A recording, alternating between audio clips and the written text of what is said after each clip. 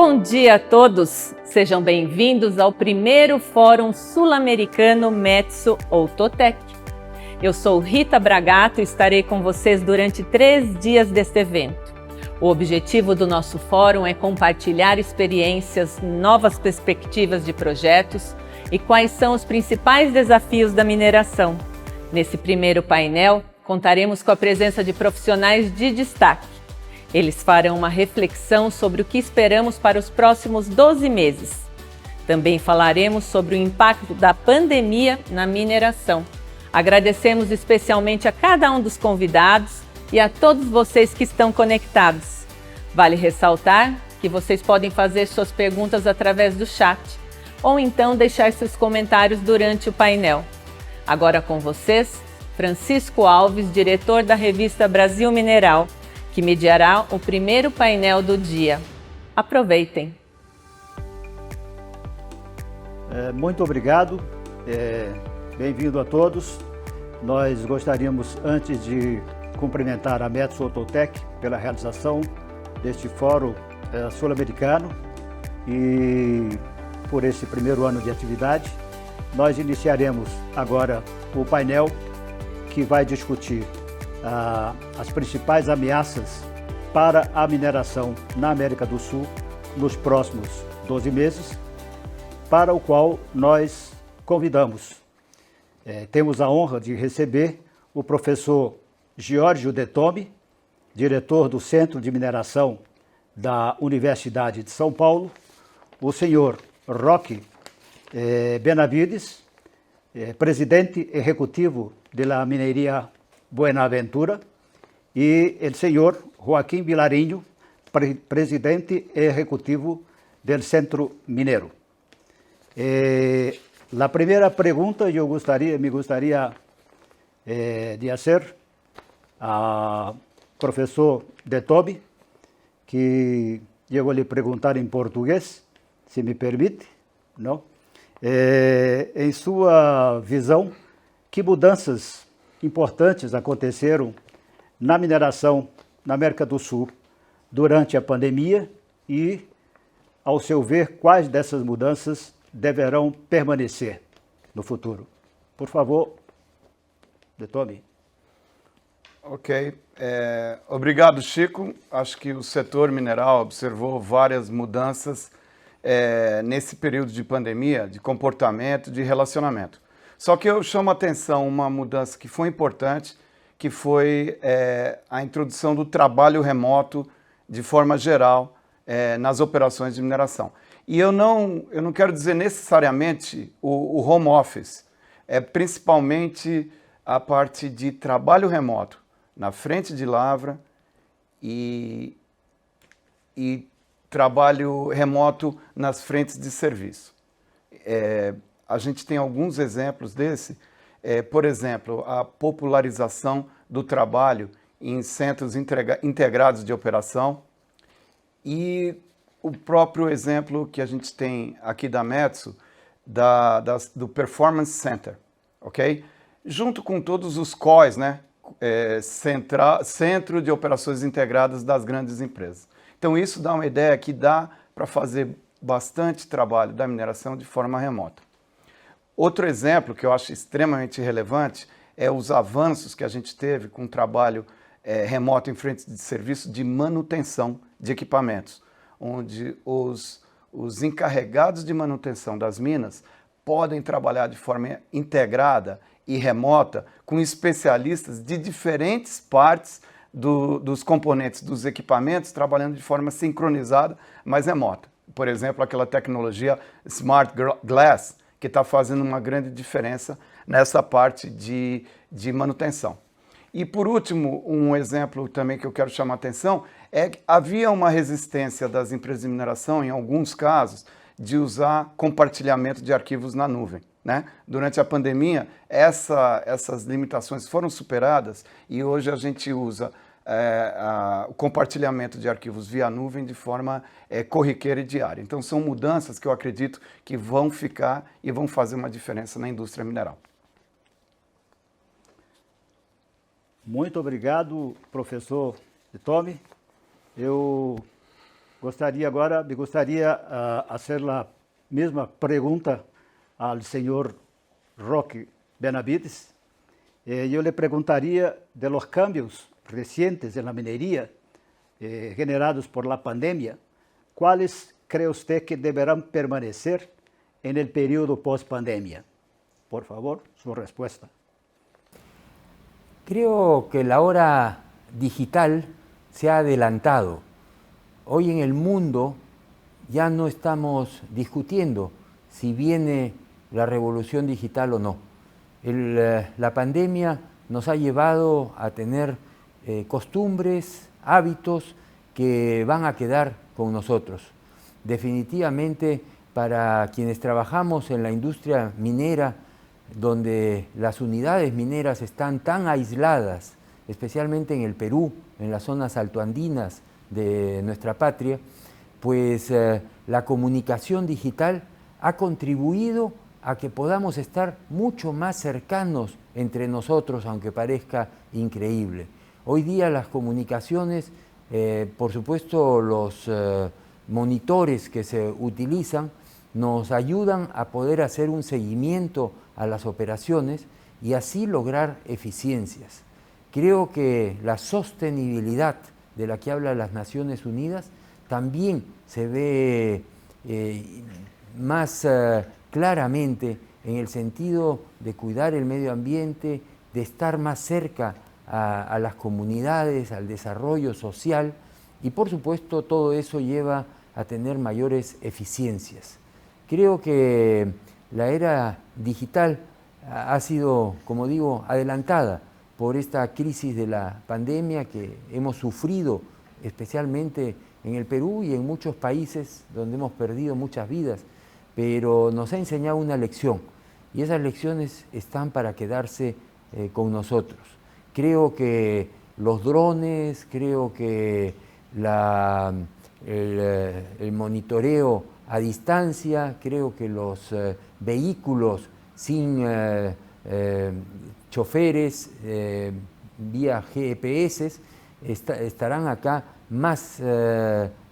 mucho antes de lo que nosotros esperábamos que llegaran. Creo que ha habido un impulso a que utilicemos todas estas herramientas digitales producto de esta pandemia. Muy bien, muchas gracias, señor Benavides. Y ahora me gustaría hacer la misma pregunta al señor Joaquín Vilarino. Por favor, en su opinión, ¿cuáles son los cambios recientes principales generados por la pandemia? Y de estos cambios, ¿cuáles cree usted que deberán permanecer en el post-pandemia? Buenos días, Francisco. Muchas gracias por esta invitación y por la posibilidad de participar en este foro en el cual trataremos temas de la minería tan atingentes e interesantes para el desarrollo de este país.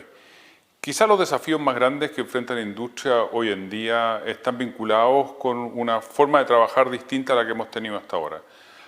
La pandemia impuso de una u otra manera la obligación de trabajar con menos gente por periodos más largos, y esto vino a demostrar, en primer lugar, que existía una profunda cultura de cuidado y de seguridad al interior de la industria, porque esta es una industria que continuó trabajando durante todo el periodo de la pandemia. De hecho, la producción en el año 2020 es prácticamente la misma que el año 2019, no obstante las restricciones que tuvimos en la cantidad de personas que podían estar en los yacimientos mineros.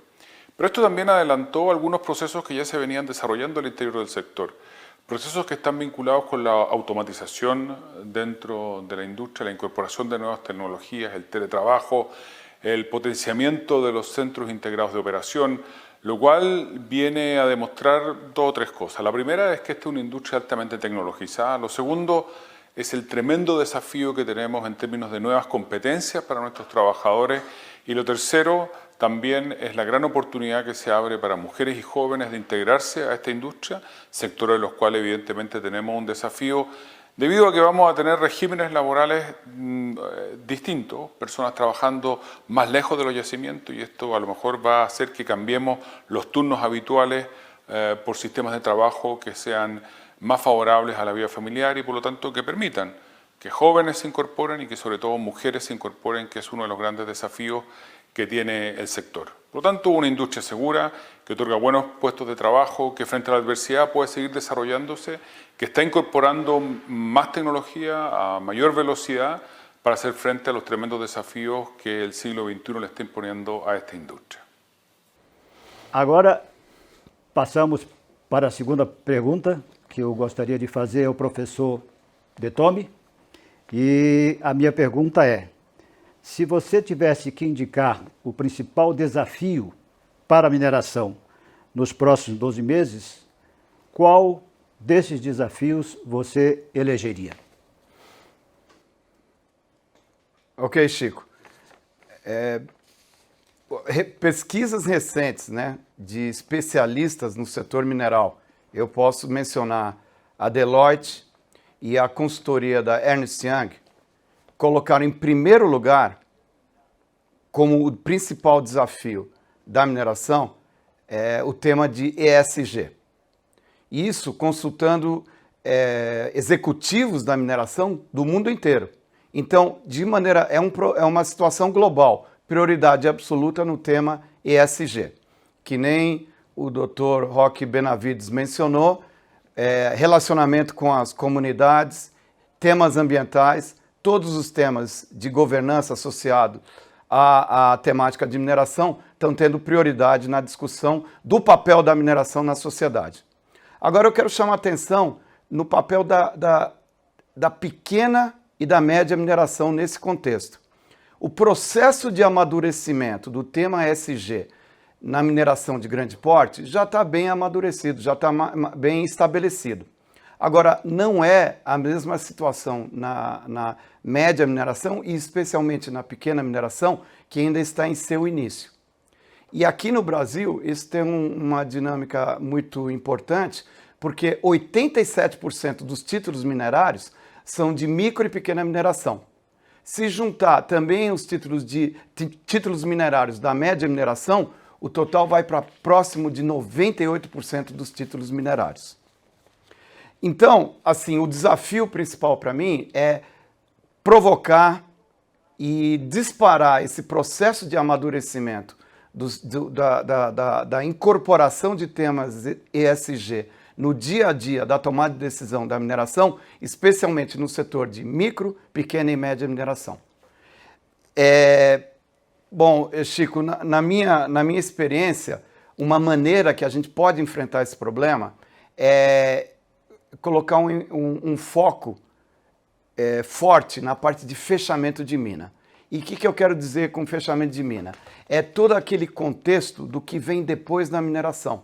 Não só a parte de reabilitação do terreno, mas também a transição socioambiental, socioeconômica das comunidades e o uso futuro do território.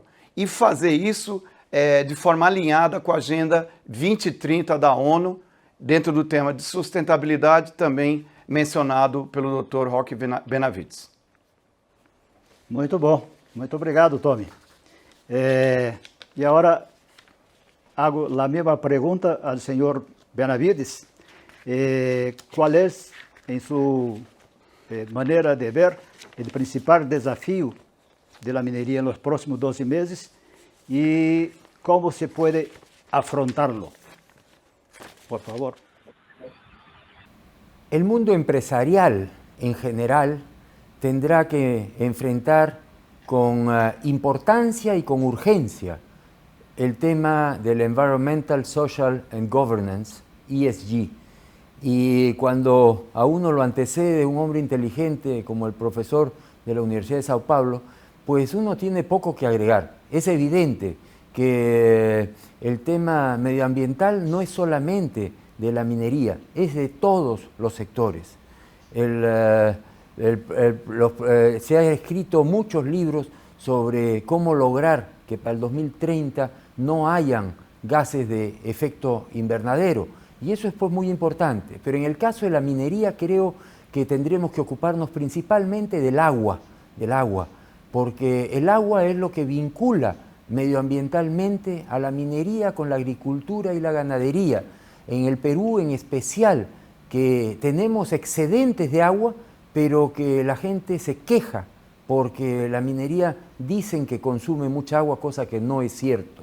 Entonces también tendremos que enfrentar ese tema psicológico, pero definitivamente medioambiental.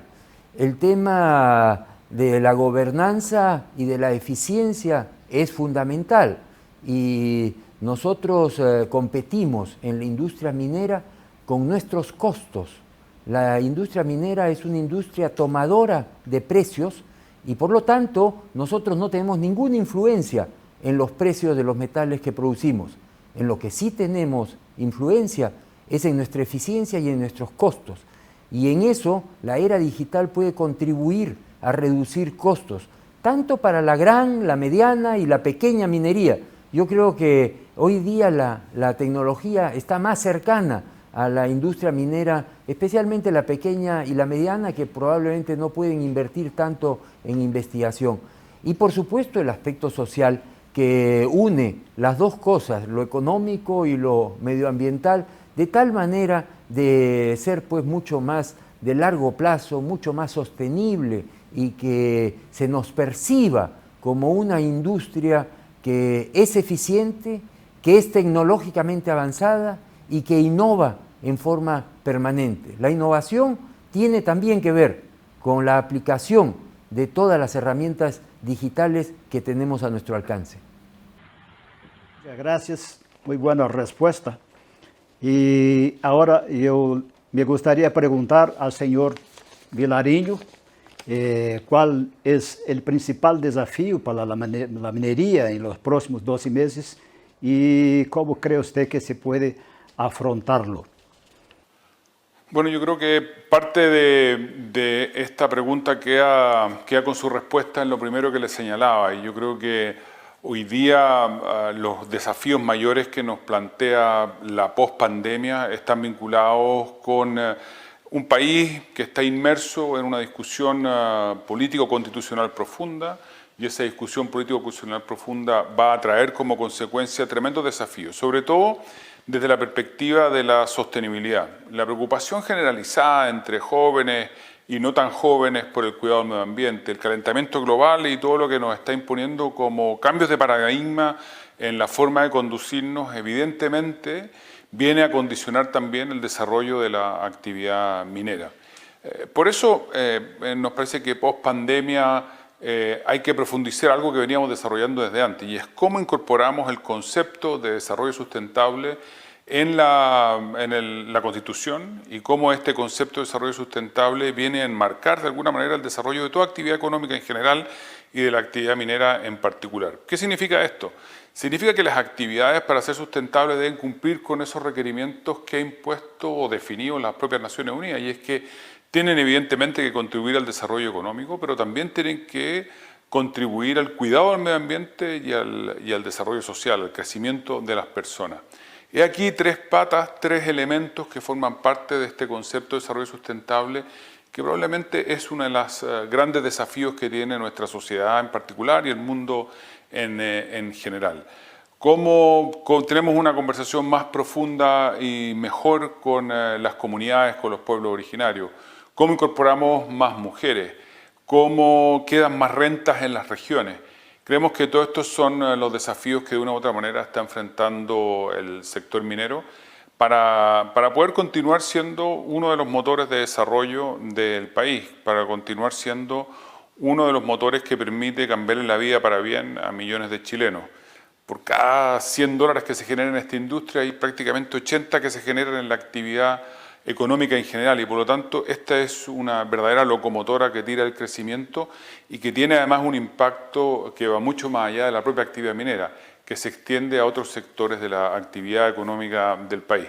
Tremendos desafíos durante la pandemia y post pandemia, que nos dejan por supuesto con tareas por realizar, con tareas por profundizar, porque la minería no se está inventando ahora, ya lleva más de una década trabajando en eficiencia en el consumo hídrico, en eficiencia energética, en la incorporación de nuevas tecnologías en el control de los tranques de relave, en la incorporación de energías limpias, siendo el primer motor en el país para que existan los parques eólicos y solares en el norte del país, En fin, creemos que el país que estamos construyendo, ese país que quiere ser un líder a nivel global en el combate contra el cambio climático, lo tiene que hacer, lo debe hacer de la mano de la minería, porque sin minerales, sin metales, la verdad que no vamos a ser capaces de enfrentar ese cambio climático. La electromovilidad, las energías limpias requieren al final de más cobre, requieren de más metales y por lo tanto Chile tiene que jugar ese rol esencial en el combate contra el calentamiento global y en ser por lo tanto un líder en la provisión de los elementos para hacer eso, haciéndolo además de manera sustentable. Na sequência, eu gostaria de fazer a terceira pergunta para o professor Detomi, e eu perguntaria o seguinte: dos projetos que foram atrasados ou que foram postergados durante a pandemia, quais aqueles que, na sua opinião, poderão ser retomados nesse período dos próximos 12 meses? Por favor, Detomi. Ok, Chico. Eu fiz um cruzamento de informações de diferentes fontes com os dados que a gente tem na Brasil Mineral. E assim, eu não encontrei projetos que foram necessariamente interrompidos por conta da pandemia.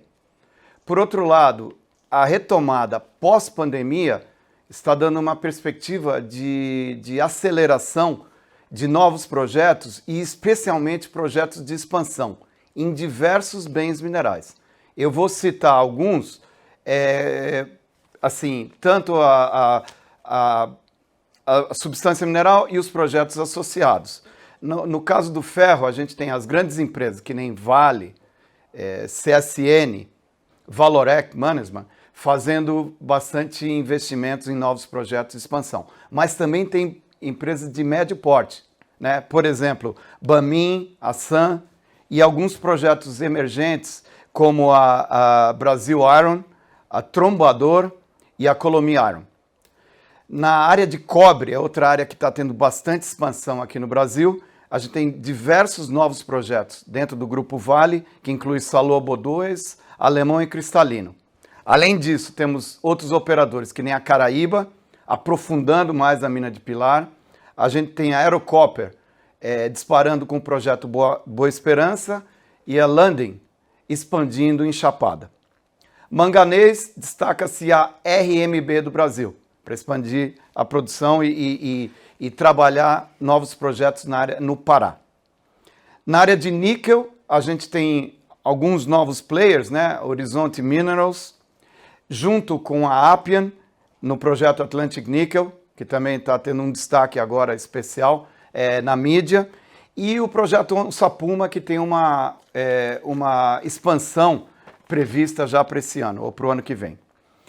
Na área de ouro, produção de minério de ouro, bastante novos projetos e expansões. Vou citar aqui Equinox, Belo Sun, Yamana, Serabi, Aura Minerals, né, no projeto Almas, Big River Gold, Amarelo Gold e Anglo Gold Ashanti.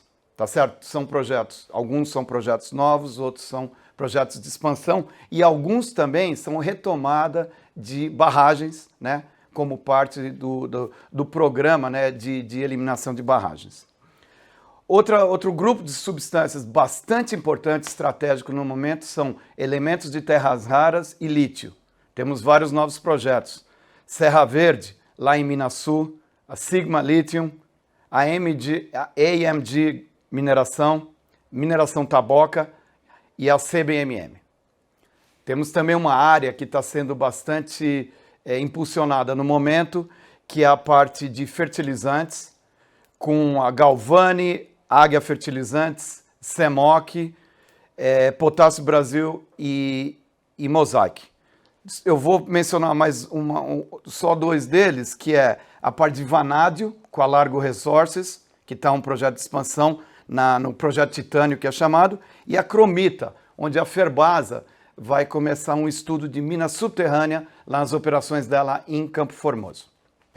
Senhor Benavides, de los proyectos que han sido descontinuados en el Perú en los últimos 12 meses, ¿cuáles usted cree que podrán ser retomados en corto plazo? Muchas gracias por la pregunta que me permite hablar más puntualmente sobre mi querido país, el Perú. En nuestro país se han retrasado muchos proyectos, no solo por la pandemia, que ha venido a golpear duramente la economía de mi país, sino también por la inestabilidad política. Y en ese sentido, el Perú cuenta con un portafolio de proyectos de 56.000 millones de dólares. Proyectos que están ubicados a todo lo largo de la cordillera de los Andes, en el sur, en el centro y en el norte del Perú. El Perú es el país, y no quiero acá competir contra Brasil, que es un gran país y que yo admiro tanto, pero el Perú es el país que tiene más proyectos de cobre en el mundo, más que Chile. Y en ese sentido hay que resaltar que el cobre ha pasado a ser el metal del medio ambiente, el metal que nos va a permitir tener las energías alternativas, como la eólica y la solar, que nos va a permitir tener los vehículos eléctricos que no emitan gases de efecto invernadero. Y por lo tanto, con esos 56.000 millones de dólares de proyectos, podríamos pasar fácilmente a ser el primer productor de cobre del mundo. Quiero compartir con ustedes también aspectos que mucha gente no menciona. Un país como la China, hace 20 o 30 años, no era mayormente productor de metales. Hoy día la China es el primer productor de oro del mundo y el tercer productor de cobre del mundo. En estos últimos años, el impulso que la minería le ha dado a la economía china ha sido extraordinario. A veces decimos, qué maravilla este milagro chino, y no vemos en nuestro propio territorio, en el de Brasil, en el del Perú, en el de Chile, las maravillas que ha sido ser bendecidos con recursos naturales. Tenemos el derecho y la obligación de ponerlos en valor. Allí es donde entran las empresas de ingeniería, las empresas proveedoras de maquinarias de primera generación como Metso, como Outotec, como tantas otras empresas que pueden contribuir a que la minería sea mucho más eficiente. El Perú está entre los primeros productores de oro, de cobre, de plomo, de zinc, de estaño, y tiene un gran potencial. Solamente para hacer una pequeña reflexión, y no pretendo ser geólogo, que en el Perú todos los yacimientos que se conocen tienen afloramientos en superficie. Vale decir, se conocen esos afloramientos sobre la tierra, pero un país que tiene tantos yacimientos minerales a todo lo largo de la cordillera también debe tener yacimientos profundos y que pueden ser descubiertos con las nuevas tecnologías, como se han descubierto en otras partes del mundo. El Perú tiene un gran potencial. Yo estoy convencido que la minería peruana está llamada a contribuir con el desarrollo de un país que tanto necesita generar bienestar para tantos peruanos. Gracias por la respuesta. Ahora me gustaría hacer la pregunta al señor Joaquín Vilariño, de Chile, y yo le preguntaría cuáles son los principales proyectos que han sido descontinuados durante la pandemia, y de estos proyectos, ¿cuáles usted cree que pueden ser retomados en los próximos años? La verdad que afortunadamente la minería no postergó proyectos. Algunos se ralentizaron por problemas de aforo. No podíamos tener el 100% de nuestras dotaciones y por lo tanto hubo periodos durante la pandemia en que trabajamos, en los periodos más álgidos de la pandemia, en que trabajamos con 60% de la dotación. Y eso hizo que evidentemente muchos trabajos se fueran postergando, pero no se paralizó ningún proceso. Es así como proyectos del Grupo Antofagasta Minerals, de Codelco, de Teck, de BHP, se siguieron realizando, algunos a un ritmo un poco más lento porque lo imponía la pandemia, pero con ese compromiso que tiene la industria con el país no paró. aprovechó y está aprovechando para dejar más recursos en las arcas fiscales en los periodos de buenos precios. Y al contrario de lo que muchos quisieron, y es que la industria paralizara, no paralizó, no tuvimos más contagios que el promedio que tenía el país, al contrario teníamos menos. Los sistemas de seguridad y control sanitario para evitar los contagios fueron realmente, que demostraron realmente el liderazgo que tiene esta industria en esta materia.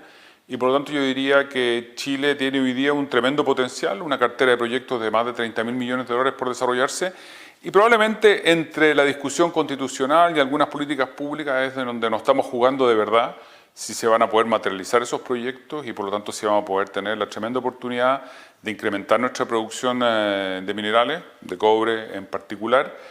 Podemos ir desde las prácticamente 6 millones de toneladas a 7,5 o más si es que materializamos todos los proyectos, y eso requiere de un esfuerzo mancomunado de políticas públicas, de la discusión constitucional y por parte de la industria de un trabajo más sustentable en el tiempo, de tal manera de darle tranquilidad a la ciudadanía en que lo que hace no está destruyendo su medio ambiente, sino que lo está cuidando, que lo que hace está contribuyendo al desarrollo económico del país, está contribuyendo al desarrollo social, a la mejor calidad de vida de muchísimos chilenos.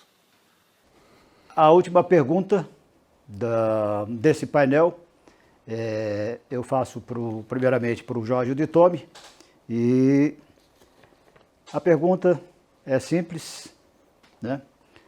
E a resposta talvez não tão simples. Qual é a sua visão ou a sua expectativa, né, para o desenvolvimento da mineração na América do Sul nos próximos anos e, evidentemente, mais particularmente no Brasil? Por favor.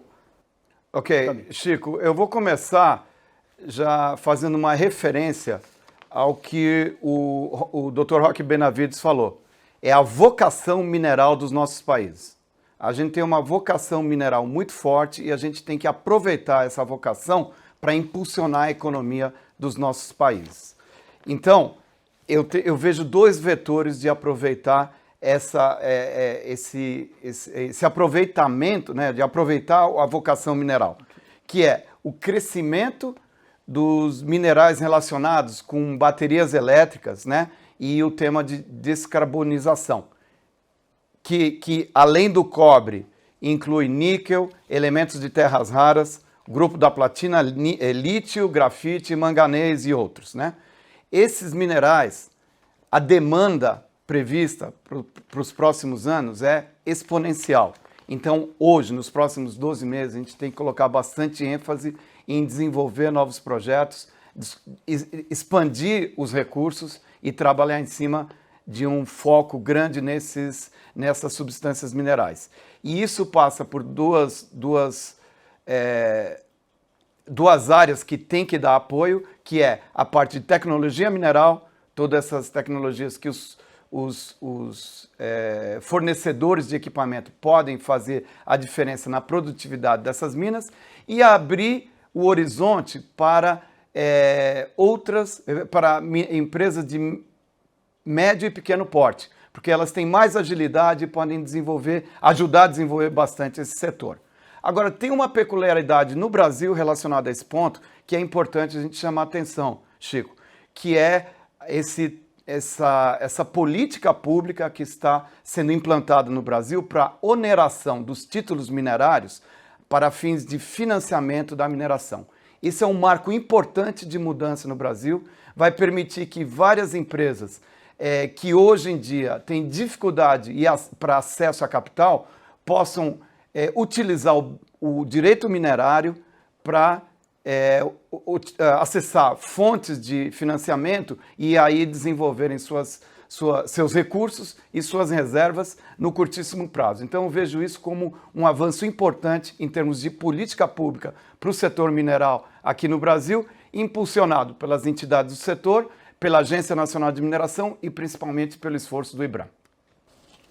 Obrigado, Tome. A última pergunta para o senhor Benavides. Qual é a sua visão ou sua expectativa para o desenvolvimento da mineria nos próximos 12 meses em Latinoamérica, particularmente no Peru? Por favor. Quisiera comenzar por decirles que yo también soy profesor en la maestría de gestión minera en la Universidad Nacional de Ingeniería en el Perú. Yo estoy absolutamente comprometido con la educación, especialmente la educación pública en mi país. En el Perú existen 19 escuelas de ingeniería de minas. Hay muchas universidades que enseñan geología, que enseñan metalurgia. En el Perú hay una tradición minera. Ese talento de esos jóvenes la tenemos que potenciar. Y en ese sentido los proyectos mineros tienen ese toque humano y ese toque profesional con esas escuelas. Y creo que vamos a tener posibilidad de desarrollar muchos de estos proyectos con ese talento. Pero adicionalmente a eso, entre Perú y Chile, que somos vecinos, producimos el 40% del cobre del mundo, 40%. Y muy poco de ese cobre se industrializa. Yo soy de los que creo, viendo a largo plazo, en la complementariedad entre Perú y Chile y poder convocar a las industrias del cobre para que vengan y consuman el cobre de nuestro país, generando esas industrias que tanto se necesitan y generando los puestos de trabajo en nuestros países, en Chile, en el Perú, ¿por qué no integrando a Brasil? Y creo que eso sería una demostración de cómo la industria minera se encadena con otros sectores de la producción. Primero con la educación, dándole oportunidades a los jóvenes, pero luego con la industrialización del metal que se produce en nuestros países. Yo estoy convencido que los próximos 12 meses y en el largo plazo también tendremos mucho que hablar sobre esos metales que cada vez se producen más en el mundo y que se consumen cada vez más en el mundo. Pareciera que, por lo menos en mi país, creen que producir metales es algo que podría mejorarse. Bueno, produzcamos metales, industrialicémoslos y generemos esa riqueza que tanto se necesita para generar el bienestar de nuestro país. Muchas gracias por la respuesta. Y me gustaría ahora hacer la pregunta al señor Vilariño. En su visión, ¿cuál es qué expectativa tiene usted acerca de la minería en Latinoamérica y particularmente en Chile para los próximos 12 meses? La economía mundial está demostrando una sostenida demanda por minerales, por commodities, y el cobre no es una excepción, lo estamos viendo reflejado en el precio. Como siempre hemos dicho, no tenemos clavada la rueda de la fortuna, pero todo indica que debiéramos tener un buen precio, algo que esté sobre los $3,5, y eso es una muy buena noticia para la economía nacional, es una muy buena noticia para el fisco de Chile, que va a recaudar más recursos económicos de los que tenía previsto hace un año y medio, y es una buena noticia para el sector minero. Existen buenas expectativas, por lo tanto, en el mercado y en sus precios en general. No sabemos por cuánto tiempo, pero ahí están. Existen buenos recursos en el país, buen capital humano para poder desarrollarlo, y por lo tanto tenemos que hacer las cosas bien para que se materialicen esos proyectos y por lo tanto haya más puestos de trabajo, haya más recaudación de recursos para desarrollar toda una política social que ha venido a imponer la pandemia y probablemente para hacerse cargo de muchos derechos sociales que hoy día se han transformado en demandas sentidas de parte importante de chilenos y chilenas. Y por lo tanto se abre una oportunidad para, reitero algo que ya señalaba antes, para que esta siga siendo, la industria minera, una de las locomotoras que tira del desarrollo y del crecimiento del país. Bueno, en nombre de Metso Outotec, me gustaría agradecerles por su valiosa participación en este panel, en este foro sudamericano promocionado por Metso Outotec, y usted ha dado una muy valiosa contribución al desarrollo de la minería en nuestro continente. Gracias a todos y que estén muy bien en sus trabajos y en sus vidas. Gracias.